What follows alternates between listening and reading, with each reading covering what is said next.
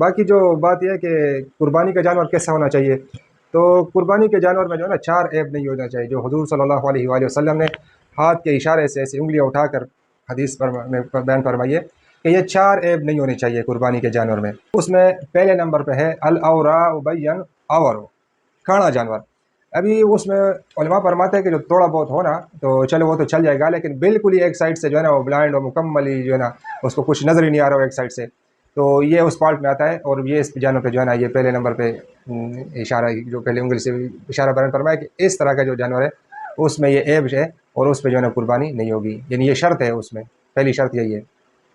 اور اس میں دوسرے نمبر پہ ہے والمریضۃ مرضا، ایسا جانور جس کے بالکل بیماری صاف نظر آ رہی ہو، مطلب وہ سکڑا ہوا ہو یا اس کے جس طرح کوئی پم لگی ہو، ہر جسم کے اوپر دانے نکلے ہو، تو یہ بھی بیماری ہے جو صاف نظر آ رہی ہوتی ہے۔ باقی اس طرح ہو کہ اس کے جو ہے نا بالکل ہی جو صاف کوئی زخم اس طرح گہرا ہوا ہو اور وہ بھی نظر آ رہا ہو بندے کو کہ یہ زخم تو اس کا مکمل ہی جو ہے نا خراب ہو گیا،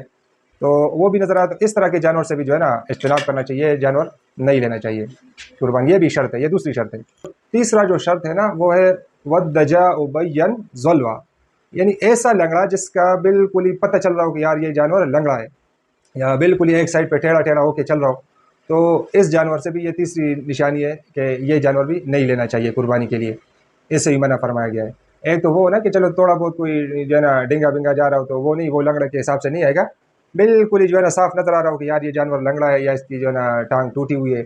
تو اس کو ٹانگ ٹوٹ کے جو بڑا جڑ جاتی ہے اور اس میں بالکل ہی لنگڑا پن جو ہے نا سامنے نظر آ رہا ہو، تو وہ جانور بھی جو ہے نا منع فرمایا گیا ہے کہ قربانی کے لیے سے جانور نہیں رکھنا چاہیے۔ اور چوتھی نمبر پہ بتایا کہ والکثیر التی لا تنکی، ایسا لاغر اور کمزور جانور بھی نہیں ہونا چاہیے جس کے ہڈیوں تک میں مغز نہ ہو، جو بالکل ہی ڈانچہ ہو ہڈیوں کا، تو ایسے جانور سے بھی منع فرمایا گیا ہے۔ تو یہ 4 عیب ہے جو حضور صلی اللہ علیہ وسلم نے ہاتھ کے اشارے سے یعنی 4 انگلیاں کھڑی کر کے بتایا تھا کہ یہ 4 جانور جو ہے نا یہ جو جس میں یہ عیب ہو یہ نہیں لینا چاہیے قربانی کے لیے۔ باقی ایک تو طریقہ یہ بھی ہے نا کہ آپ کو زیادہ تر جو ہے نا لوگ اس طرح بھی کرتے ہیں کہ گھر میں جو جانور کھڑا ہوتا ہے پورے سال جو ہے نا اسے دودھ لیا، ابھی جب وہ ہڈیوں کا بنجر بن گیا، بالکل پنجر بن گیا، تو جو ہے نا اس کو قربانی کے لیے کہ چلو اس کو کوئی قربان کر دیتے ہیں، تو یہ طریقہ غلط ہے، یہ اس طرح نہیں کرنا چاہیے۔ اور اس طرح ایک واقعہ بھی کتابوں میں نظر آتا ہے کہ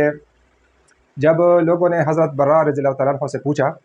کہ کیا قربانی کے جانور میں جب کوئی اس کا جو ہے نا کان میں کوئی خرابی ہو یا دان ٹوٹے ہو یا اس کے جو ہے نا سینگ ٹوٹے ہو یا دم کٹ گئی ہو، جو اکثر آپ لوگوں نے دیکھا ہے کہ جانور کی جو دم ہے نا وہ پیچھے سے بالکل جو جیسے بال شروع ہوتے ہیں اس سے تھوڑی سی جگہ سے اوپر سے وہ زیادہ تر کٹ جاتی ہے، تھوڑی بھی زور بھی اس کا لگتا ہے نا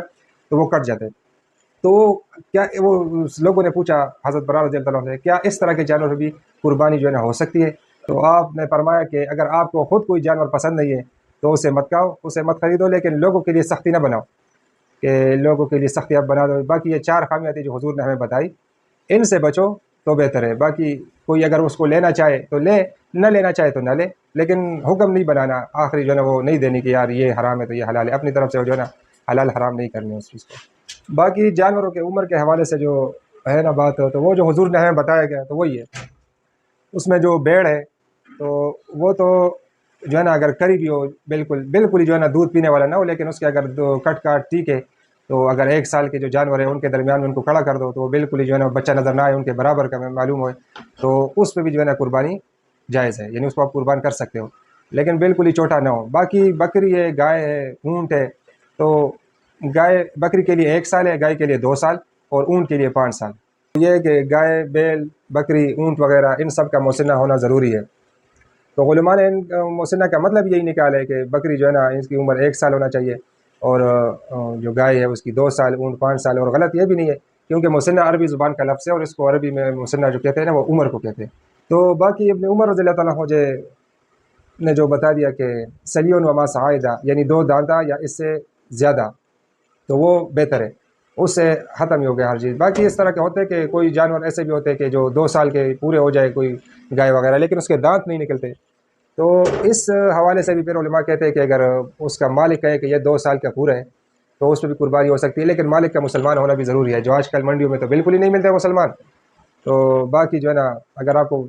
پتہ چلے کہ یار یہ مسلمان ہے اور واقعی اس کے آپ جو ہے نا ایمان کے دے سکتے ہو تو لے لو اس سے جانور۔ باقی بہتر طریقہ یہ ہے کہ اگر اس کے دانت ہو تو بہتر ہے۔ باقی تو یہ لوگ ایسے بھی کرتے ہیں کہ اگر اس کا سینگ نزدیک ہی کئی مہینے پہلے یا 15 دن 10 دن پہلے ٹوٹی ہو تو وہ بھی ایل پی سے دوبارہ جوڑ دیتے ہیں، یا اس کے اگر دم کٹی ہو تو وہ LP سے دوبارہ جوڑ لیتے ہیں. یہ خود ہم نے بھی دیکھے جو ہے نا جاتے ہیں منڈیوں میں، تو وہ اسی طرح پیچھے سے نا وہ دم ہم نے دیکھی وہ تھوڑی سوکھی ہوئی تھی اور باقی وہ جو ہے نا جانور موٹا تازہ تھا. تو اس نے دیکھا وہ بچے نے جیسی ہو جو ہے نا وہ پکڑی ہو دم اس کے ہاتھ میں آ گئی، اور جو ہے نا وہ بعد میں جب دیکھا تو وہ LP سے جڑی ہوئی تھی.